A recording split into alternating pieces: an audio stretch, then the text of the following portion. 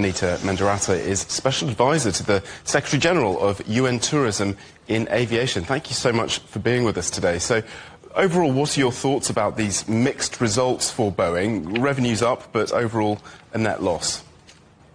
Indeed. I think importantly, and thank you very much for having me on the conversation for this analysis, because what's very important is if we rewind a year ago to when Kelly Ortberg had just come into office, it's been a very turbulent 12 months, but the results that have been reported today are very, very strong in terms of the currency of confidence. So revenues have gone up. Yes, there was the exceptional charge when it came to the 777X, but when we look at the confidence that's coming back from the regulators, with the FAA giving the go-ahead to be able to increase production of the 737.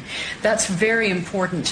When we look at the currency that's going up in terms of confidence of the traveling public, of investors, and very much importantly of staff, having gone through again a major strike last year, this is showing enormous momentum of the leadership of Kelly Ortberg and how much trust there is in his being able to focus on the fundamentals, keep everyone aligned in terms of what is ultimately the delivery agent for the airline manufacturer, which is quality and safety, to be able to deliver to customers, because only through deliveries do we get the cash flow we need. And of course it would be an understatement to say that Boeing has faced unprecedented reputational challenges in recent years, a highly turbulent 12 months as you put it, but it does sound like that the direction is starting to change under its new leadership. I mean, how long will it really take to turn things around? Indeed, it's a very good point, because ultimately the CEO is on a runway to recovery. It's not an immediate takeoff. And what's important about that again is continuing with the momentum of trustworthy delivery to the regulators, to the investors, to the staff and to the flying public. Because if we look at the backlog that both Airbus and Boeing currently have, both of them have enormous pressure on deliveries.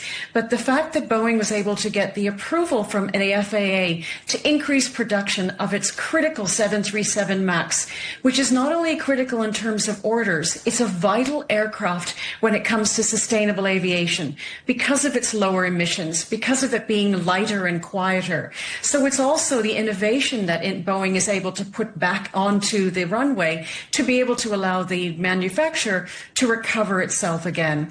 And this has not been an easy 12 months for the new CEO, but he has been visible. He has been absolutely present to the accountability of the investors, of the regulators, of the staff and of customers.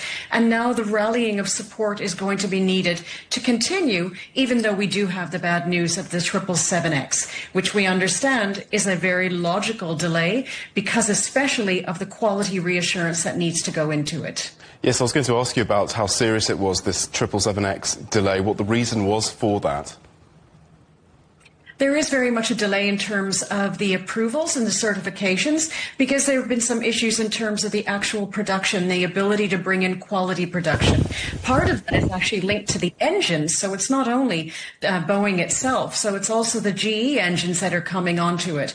Because as we know, any aircraft manufacturing is a long life cycle to be able to ensure that it is absolutely sound in terms of quality, safety, and sustainable aviation engineering. And this is why this aircraft being pushed off, it's certainly not good news, but it fits within the wider portfolio of Boeing, like any aircraft does within the greater manufacturer's portfolio. So now that we have, again, 737 MAX increasing in its production, we have the 787 also coming back on stream, that's a very good thing to allow the 777 to then catch up where it needs to allow Boeing to continue to compete in a way that's profitable for the manufacturer. Really grateful for your input today. Thank you so much for joining us. Anita Mendiratta, Special Advisor to the Secretary General of UN Tourism in Aviation. Thank you.